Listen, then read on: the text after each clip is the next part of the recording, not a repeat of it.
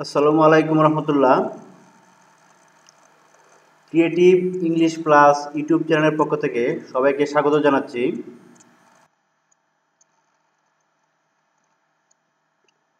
আজকে প্র্যাকটিস করব completing sentence rule practice 1। আজকে আমরা কমপ্লিটিং সেন্টেন্সের রুল নিয়ে প্র্যাকটিস করব। আজকে ক্লাস নাম্বার হলো 1। কমপ্লিটিং সেন্টেন্স, কমপ্লিটিং তো আমরা জানি কি পূর্ণ করা বা পরিপূর্ণ করা। সেন্টেন্সকে পরিপূর্ণ করতে হবে। সেন্টেন্সটা অসম্পূর্ণ থাকবে, সেটাকে পরিপূর্ণ করতে হবে। যদি আমরা এর ডেফিনেশনটা বা একটু বিস্তারিতভাবে বলি, কমপ্লিটিং সেন্টেন্স কি? কোনো ইনকমপ্লিট সেন্টেন্স অসম্পূর্ণ বাক্য এর সঙ্গে প্রয়োজনীয় শব্দসমূহ সংযোজন করে শুদ্ধভাবে পূর্ণাঙ্গ সেন্টেন্সে রূপদান করাকেই কমপ্লিটিং সেন্টেন্স বলে। সেন্টেন্স গঠনের প্রয়োজনীয় বিভিন্ন ওয়ার্ড, ফ্রেজেস, ক্লজেস, ইডমস ইত্যাদির ব্যবহার পদ্ধতি যথাযথভাবে জানা থাকলেই কেবল প্রশ্নে প্রদত্ত অসম্পূর্ণ সেন্টেন্সটি শূন্যস্থান পূরণ করে কমপ্লিটিং সেন্টেন্স গঠন করা সম্ভব।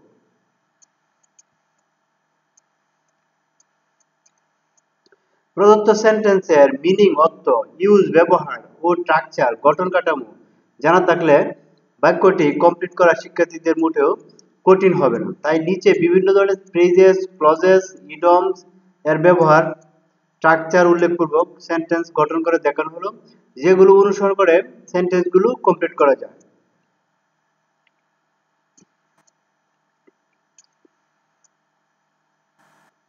Rule TOO2.TO2। TOO2 এর অর্থ হলো অত্যন্ত বেশি, অত্যধিক মাত্রায়। .2 দ্বারা ইনকমপ্লিট সেন্টেন্সকে কমপ্লিট করার নিয়ম। ইনকমপ্লিট সেন্টেন্সে অ্যাডজেক্টিভ বা অ্যাডভার্ব এর পূর্বে টু থাকলে ইনকমপ্লিট সেন্টেন্সের শেষে টু প্লাস সঙ্গতিপূর্ণ ভার্ব প্লাস অর্থবহ শব্দ বা শব্দ সমষ্টি দ্বারা সেন্টেন্সটিকে সম্পন্ন করতে হয়। এক্ষেত্রে স্ট্রাকচারটি নিম্নরূপ: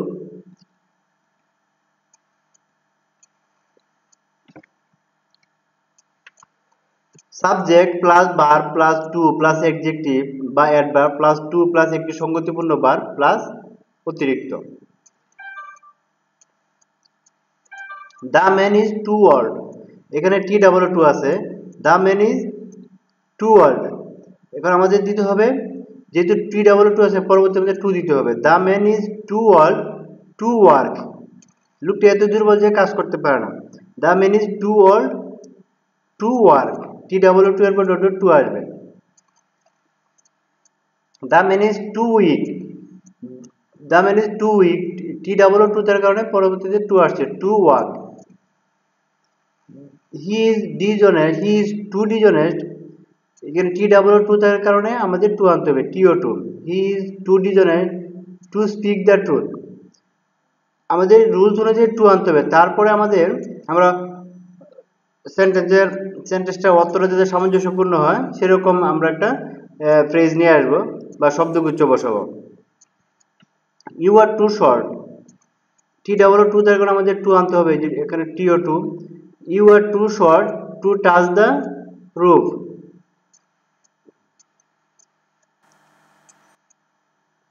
রুল ইনকমপ্লিট সেন্টেন্সের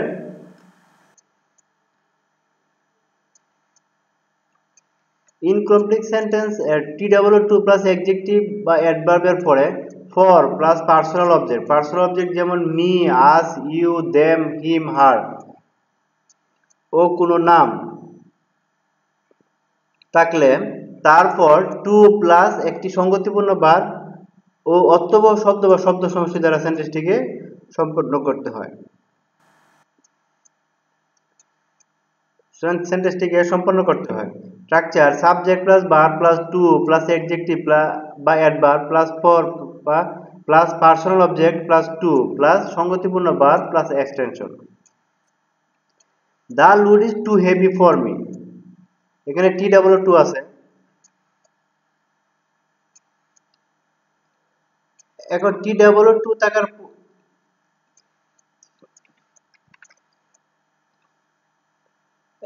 T2 আছে, এরপর আছে কি পার্সোনাল অবজেক্ট মি। এই পার্সোনাল অবজেক্ট মি থাকার কারণে আমাদের the load is too heavy for me to carry. সেই জন্য এখানে TO2 বসাতে হবে, যেহেতু T2 আছে এবং পার্সোনাল অবজেক্ট আছে, TO2 বসাতে হবে, টু ক্যারি।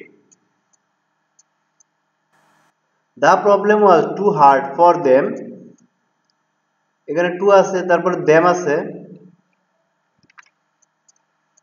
হ্যাঁ personal object. The problem was too hard for them, যেহেতু টু এর পরে them আছে সেজন্য আমাদের টু বসাতে হবে, T2 বা ডট ডট টু যে নিয়মটা সেই নিয়মে করতে হবে, TO2 বসাতে হবে। The problem was too hard for them to solve.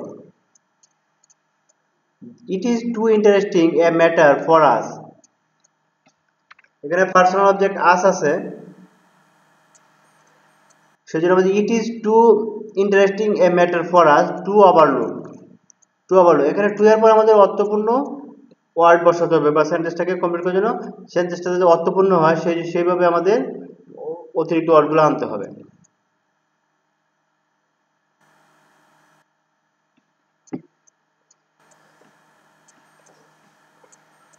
Rule so that, so dot dot that, এত ডট ডট যে,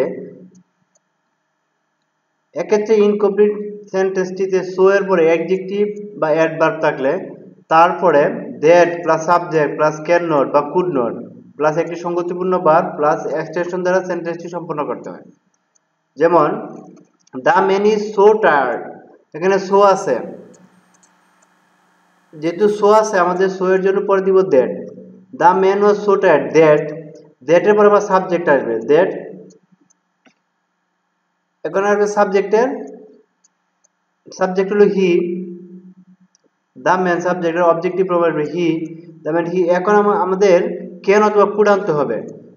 এখন আমরা সেটা কিভাবে আনবো, যদি প্রেজেন্ট টেন্স হয়, প্রথম ক্লজটা যদি প্রেজেন্ট টেন্স হয় তাহলে আসবে ক্যান, আর যদি পাস্ট টেন্স হয় তাহলে কুড আসবে। যেহেতু এখানে ওয়াজ আছে তাহলে প্রথম ক্লজটা পাস্ট টেন্স, সেই জন্য এখানে কুড আসছে, কুড। দ্য ম্যান কুড এর সাথে একটা নট আনতে হবে, could not, that he could not walk. তাহলে আমাদের so dot dot that, so থাকলে সেন্টেন্সে আমাদের করতে হবে সো ডট ডট দ্যাট এর নিয়মে। The man was so tired, that, তারপর সাবজেক্ট, পরে ক্যান নট বা কুড নট, যেহেতু এটা ওয়াজ আছে পাস্ট ফর্ম সেই জন্য আছে could not walk. Rahim is so rich, Rahim is so rich, that, তারপর সাবজেক্ট হি, যেহেতু এখানে ইজ আছে প্রেজেন্ট টেন্স এই জন্য ক্যান আসছে, can help you.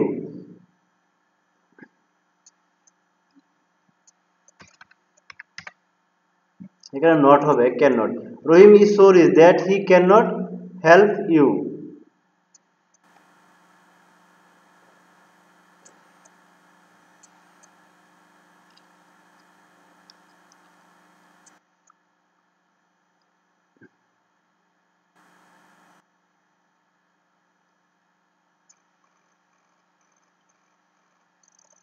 The sum is so easy that, the sum is so easy that a child can work it out.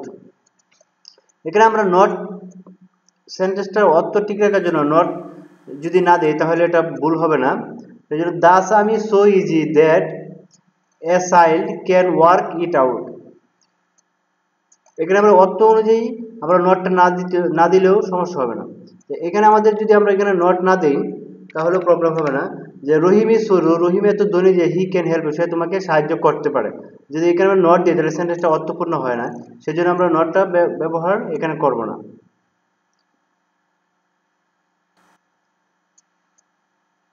এখানে the some is so easy that, the some is so easy that a child can work it out, এটা অঙ্কটা এত সহজ যে একটা শিশু এটা করতে পারে, সেই যে এখানে নট আমরা ব্যবহার করবো সেন্টেন্সটার অর্থটা ঠিক রাখার জন্য, মানে অর্থটা সঙ্গতিপূর্ণ রাখার জন্য।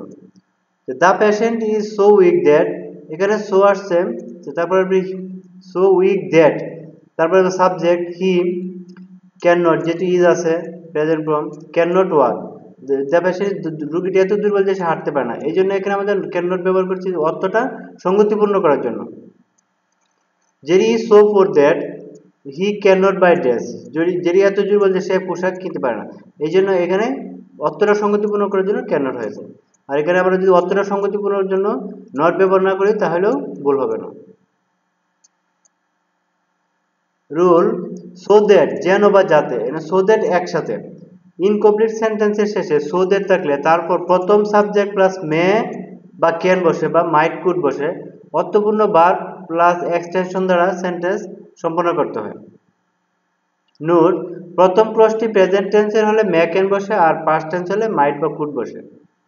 এখানে হলো সো দ্যাট একসাথে, সো দ্যাট একসাথে, আগে ছিল so dot dot that.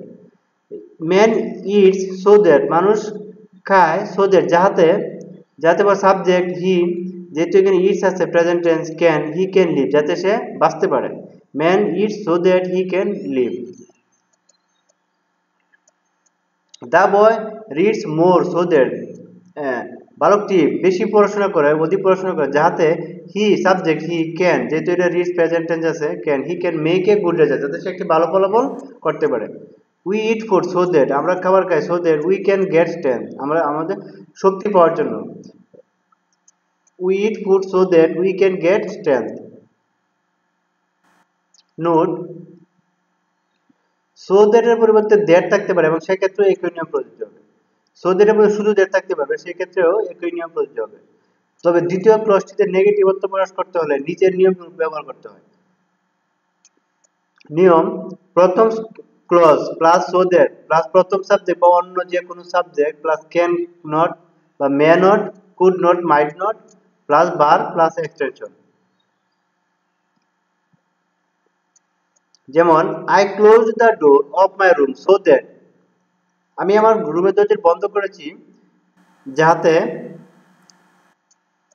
Subject হি, এখানে ক্লোজ পাস্ট টেন্স আছে সেই জন্য আসবে মাইট, হি মাইট, তারপর একটা নট আসবে, he might not enter the room, যাতে সে রুমে প্রবেশ করতে না পারে। এটা আমাদের প্রথম ক্লজে ভার্বটা পাস্ট টেন্স আছে সেই জন্য আমরা মাইট ব্যবহার করছি, might not.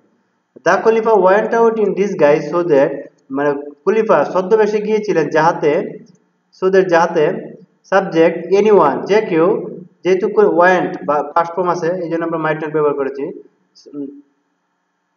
so that anyone might not recognize him, যাতে কেউ তাকে চিনতে বা শনাক্ত করতে না পারে।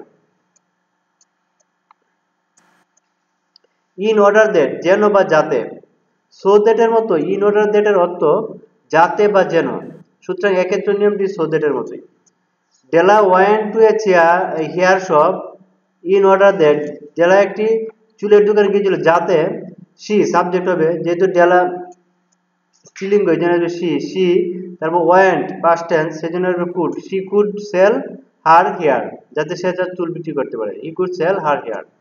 আর এখানে একটা বিষয় মনে রাখতে হবে যে could, can, could, may, might, will, would, shall, should এগুলো মডেল অক্সিলারি ভার্ব, এগুলোর পরে ভার্বের সবসময় ভার্ব ওয়ান হয়, ভার্বের প্রেজেন্ট রূপ হয়, এগুলোর পরে মূল ভার্বের প্রেজেন্ট রূপ হয়।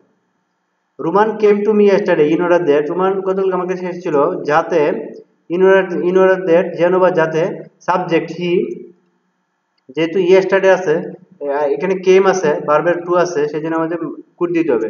He could see me personally, যাতে সে আমাকে ব্যক্তিগতভাবে দেখতে পারে। শিক্ষার্থীরা আজকে এ পর্যন্তই। আমার এই ভিডিও সম্পর্কে তোমাদের মতামত পরামর্শ তা কমেন্টসের মাধ্যমে জানাতে পারো। আর আমার এই ভিডিওটি তোমাদের সামান্যতম উপকার আসলে আমার এই চ্যানেলটি সাবস্ক্রাইব করে নিতে পারো এবং পরবর্তী ভিডিও পেতে পাশে বেল আইকনটি বাজিয়ে দিয়ে অলে ক্লিক করে দিতে পারো। কথা হবে পরবর্তী ভিডিওতে, সে পর্যন্ত সবাই ভালো থেকো, আল্লাহ হাফেজ।